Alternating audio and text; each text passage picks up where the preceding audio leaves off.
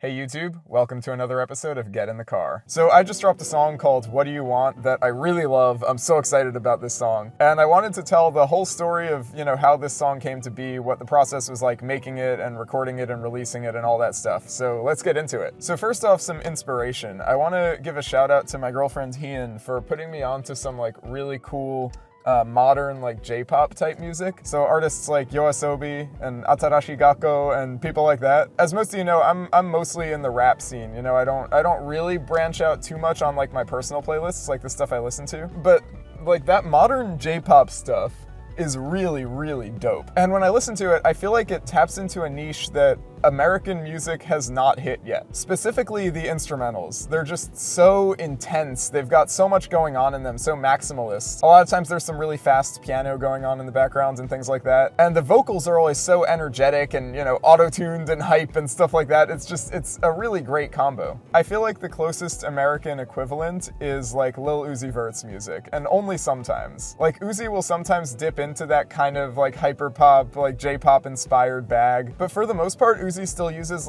relatively standard trap instrumentals, which are dope, don't get me wrong, but they don't scratch quite the same itch as this J-pop music does. So to make a long story short, I was enlightened into the world of J-pop, and I went on YouTube one morning and I was searching for YOASOBI type beats, just to see if that sort of thing existed, and there really is so little out there. Like I was saying, it's a market that is not tapped into in America at all. Most YouTube producers really just lean into American trap music and don't really branch out so much. So I was scrolling around the YouTube search looking for YOASOBI type beats. I think I put in a few other artists too, when I came across this video that had less than 200 views by a producer called Renji9, and it was labeled a YOASOBI type beat. I clicked on it and mind blown instantly.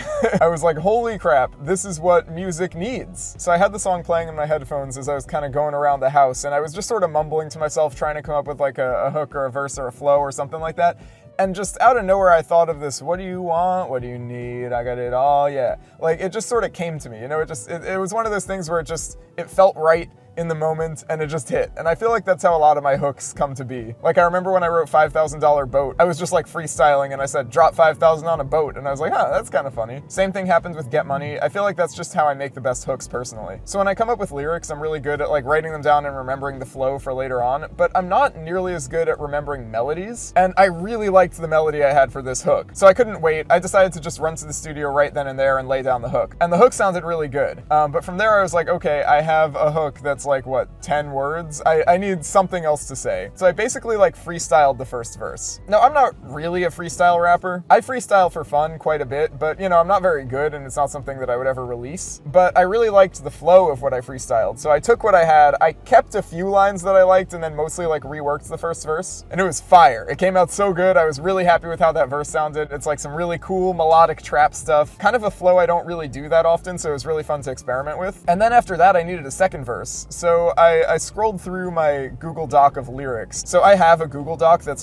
over 200 pages of just lyrics that I've thought of over the past couple years. This is my third Google Doc I've had since high school. I have to switch into new docs because they get so long that they start lagging. But I scrolled back a bit and I found this verse that I wrote a while ago, which had sort of a letter motif. It's that call me DMG, hardest in the DMV. And it goes through that for 16 bars. I tweaked it a little bit to match this instrumental, but the instrumental already matched the flow pretty well, so there wasn't that much I needed to change. And I recorded that, it sounded dope as hell, and then whenever I make a new song, I bump it basically on loop for days afterwards, whenever I'm going for a walk, doing the dishes, going out on a car ride, whatever. And this one was really sticking, so I was like, this is this is one of my best songs. I always know it's good when the initial hype factor doesn't wear off even a week or two in. I was still bumping it on the regular for quite a while. So all this happens mid-April, and coincidentally I had a performance in New York in early May, so I thought it would be the perfect place to debut the song and see how it goes. And boy oh boy, the crowd absolutely loved it. It was such an awesome crowd, and everybody was telling me after the show about that song in particular, how that really stuck with them. So I was like, damn,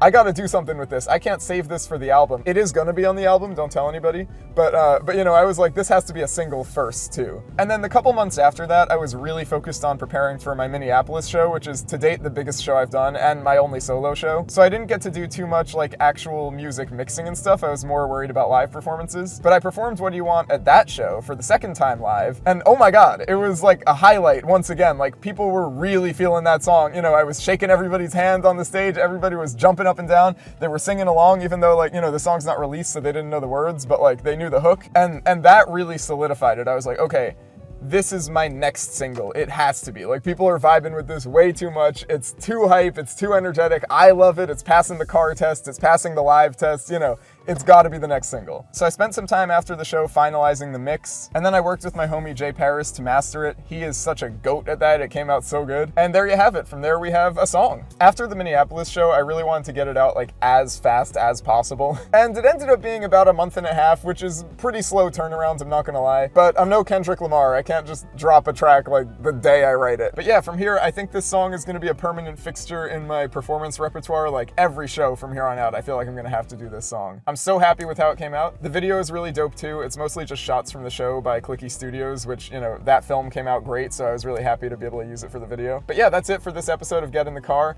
If you haven't checked out What Do You Want, please check it out right now. Link in the description, link right here on screen, link all over the place. Question of the day: what's your favorite part of the song? Is it a bar you really like, or is it an ad-lib, or the hook, or the instrumental, or what is it? I gotta know. Anyway, if you couldn't tell, I'm super hyped about this song, but I'm gonna let you go listen to it. Thanks for watching, and it's time for me to get out of the car. See you in the next one.